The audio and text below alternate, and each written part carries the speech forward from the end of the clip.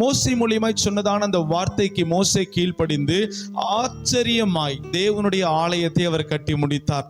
இந்த ஆலயத்தை கட்டுகிறதற்கு எத்தனையோ லட்சம் செலவாகி இருக்கும். ஏன்னா ரத்தாம்பர நூல், வெள்ளை நூல், சிகப்பு நூல், இது மாதிரியான நூல்கள். அது மாத்திரமல்ல, பொன், வெள்ளி, இந்த மாதிரி சீத்தி மரங்கள், அநேக காரியங்களை குறித்து இந்த ஆசரிப்பு கூடாரத்தை கட்டி இருக்கிறோம் என்று வேதத்திலே நம்ம பார்க்கிறோம். இது எல்லாம் யாரை வைத்து கட்டப்பட்டது தெரியுமா? பெரிய பெரிய செல்வந்தர்களை வைத்து கட்டப்பட்டது அல்ல.